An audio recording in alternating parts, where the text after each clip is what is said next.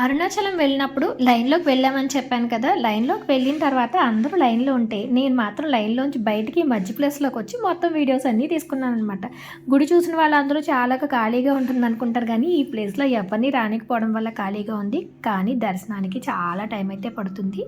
ఇక్కడ గోడ మీద చూసారా శాసనాలు ఎలా చెక్కబడినాయో? ఇవేంటో మనకు తెలీదు గానీ, వేలుతో అలా అలా రాస్తే అన్నా ఏమన్నా అర్థమవుద్దా అని చూసాను. కాకపోతే ఆ లాంగ్వేజ్ ఏంటో నాకైతే అర్థం కాలేదు. మేబీ తమిళ్ అయ్యుంటుంది. అప్పటి రాజుల శాసనాలైతే ఇలా గోడల మీద చాలా అయితే రాశారు. ఇప్పుడు మీరు చూసిందైతే అరుణాచలం గుడి ఎలా ఉందో ఏంటో ఒక నమూనానైతే అక్కడ పెట్టారండి. ఈ నమూనా చూస్తే గనక 4 వైపులా ఉన్న 4 రాజగోపురాలు, లోపల ఉన్న ఉపాలయాలు, అలాగే చుట్టూ ఉన్న ప్రహరీ, ఆ మొత్తం వే అంతా కూడా మనకి చాలా నీట్‌గా టెంపుల్ అంతా కూడా అర్థమవుతుందనమాట. ఇక్కడి నుంచి మేమైతే తర్వాత లోపల గోపురానికి వచ్చామండి. ఈ గోపురం మీద 2 రామచిలకలైతే ఉంటాయి చూసారా? పైన ఒక గ్రీన్ కలర్‌లో, మధ్యలో ఒక గ్రీన్ కలర్‌లో రామచిలక కనిపిస్తుంది. మీరు చూస్తుంది ఉత్తర గోపురం. ఈ గోపురాన్ని అమ్మల గోపురం అని అంటారనమాట. మహాదీపం వెలిగించేటప్పుడు గుడంతా కూడా ఇలా పూలతో చాలా అందంగా అయితే డెకరేట్ చేశారనమాట.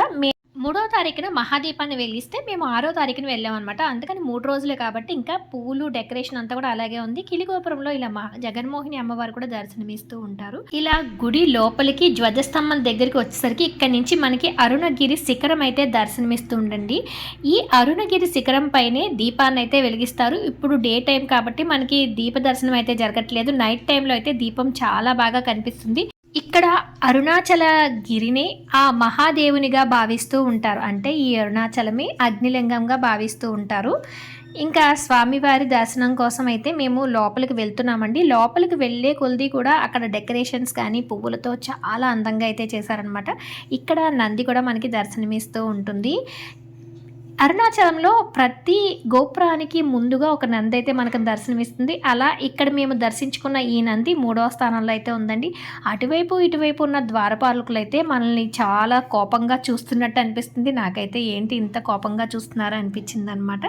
లోపలికి అడుగు పెట్టగానే మనకి మనసంతా చాలా ప్లెజెంట్గా అయితే అనిపిస్తుందండి.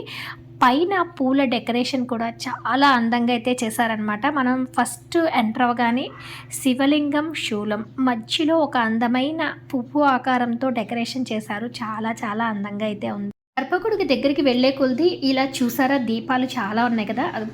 పౌర్ణమి రోజు ఈ దీపాలన్నీ వెలిగిస్తారు సాయంత్రం. ఈ దీపాల వెలుగులో అలా ఆలయ ప్రవేశం మన మనసుకి చాలా చాలా ప్రశాంతనిస్తుందండి.